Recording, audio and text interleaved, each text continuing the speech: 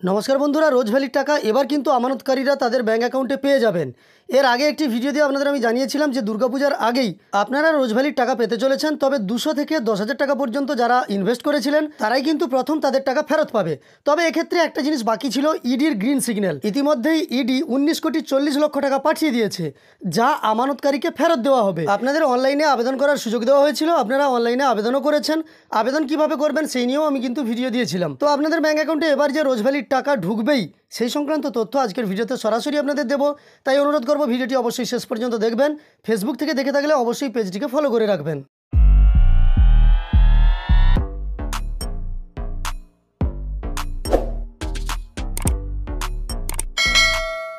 তো দেখুন, রোজ ভ্যালির আমানতকারীদের টাকা ফেরতের প্রক্রিয়া শুরু হলো। অ্যাসেট ডিসপোজাল কমিটিকে 19,40,00,000 টাকা দিল এনফোর্সমেন্ট ডিরেক্টরেট অর্থাৎ ইডি। প্রথম দফায় 19,40,00,000 টাকা দিল ইডি। প্রতারিত আমানতকারীদের হাতে টাকা তুলে দেবে অ্যাসেট ডিসপোজাল কমিটি। আদালতের নির্দেশেই টাকা ফেরানোর প্রক্রিয়া শুরু হলো।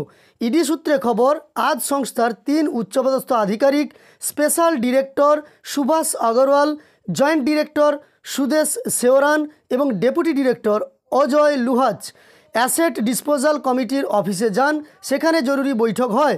সেখানে আমানতকারীদের টাকা ফিরিয়ে দেওয়ার বিষয়টি নিয়ে আলোচনা হয়। কেন্দ্রীয় তদন্তকারী সংস্থার একটি সূত্র মারফত জানা যাচ্ছে, রোজ ভ্যালির যে টাকা এবং সম্পত্তি বাজেয়াপ্ত করা হয়েছিল তার মধ্য থেকে 19,40,00,000 টাকা অ্যাসেট ডিসপোজাল কমিটির হাতে তুলে দেওয়া হয়েছে। ওই টাকা আমানতকারীদের হাতে তুলে দেওয়া হবে। ইডির তরফে আমানতকারীদের ফেরানোর জন্য প্রথম কিস্তির টাকা দিল ইডি। রোজ ভ্যালির আমানতকারীদের টাকা ফেরানোর প্রক্রিয়া শুরু করতে হবে বলে সম্প্রতি নির্দেশ দেয় বিশেষ পিএমএলএ আদালত।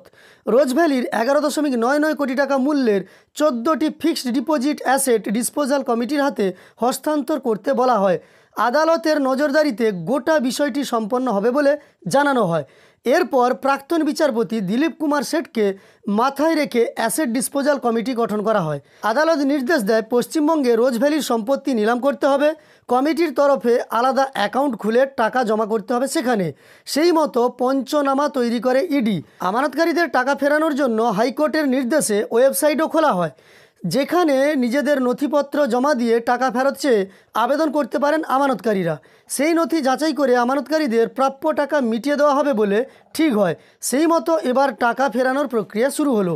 অর্থাৎ আজকের এই সংবাদের মাধ্যমে আপনাদের আমি দেখালাম যে এবার কিন্তু আপনারা টাকা পেতে চলেছেন এবং ইডি কিন্তু নির্দিষ্ট কমিটির হাতে সেই টাকা তুলে দিল এবং আপনাদের ব্যাঙ্ক অ্যাকাউন্টে সেই টাকা এবার ট্রান্সফার করা হবে।